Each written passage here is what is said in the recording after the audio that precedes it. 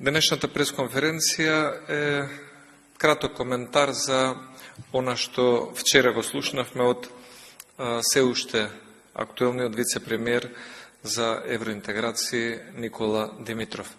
Вчерашните изјави дадени од вице-премиерот за евроинтеграција Никола Димитров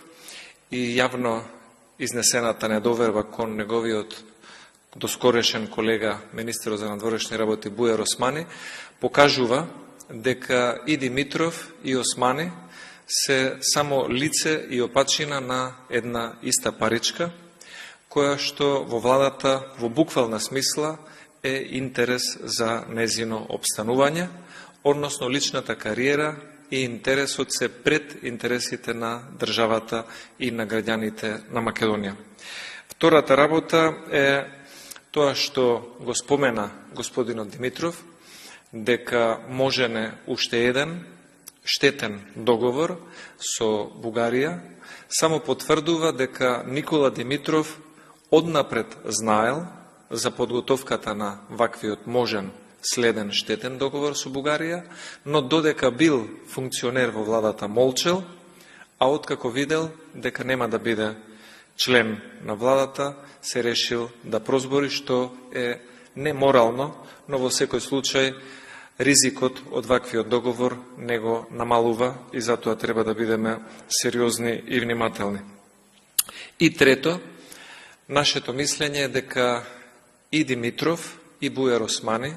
се истите ликови кои што од 2018 година до денес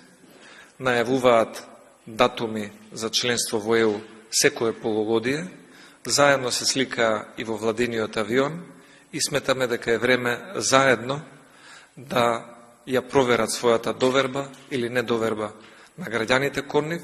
да си дадат оставка како чин на одговорност за нивните неуспешни политики. Втората работа која што сакам да ја информирам јавноста е поврзана со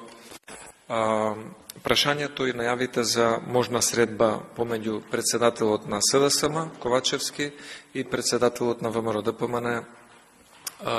Христијан Мицкоски. Таква покана се уште не стигнала до ВМРО-ДПМН, но доколку стигне, ќе биде прифатена, под услов на средбата Ковачевски-Мицкоски да се разговара за предвремени избори, како единствено логично решение за излез од сегашната длабока криза во која што се наоѓа државата, да се разговара за содржината на одговорите кои што Македонија ги има дадено до официјална Софија на нивно барање по формулата 5+1, за кое што ниту јавноста, ниту собранието, за жал, не се запознаени, и тоа е дел од владината нетранспарентност. И трета точка, да се разговара за зголемени ангажмани за борба против криминалот и корупцијата, бидејќи Македонија и во регионот, и во Европа е на најниското 111 место на индексот за борба против корупција. Под тие услови и доколку стигне покана, би биле сосема расположени истата да биде прифатена и да се оствари средба и разговор. Повелете доколку има некои прашања.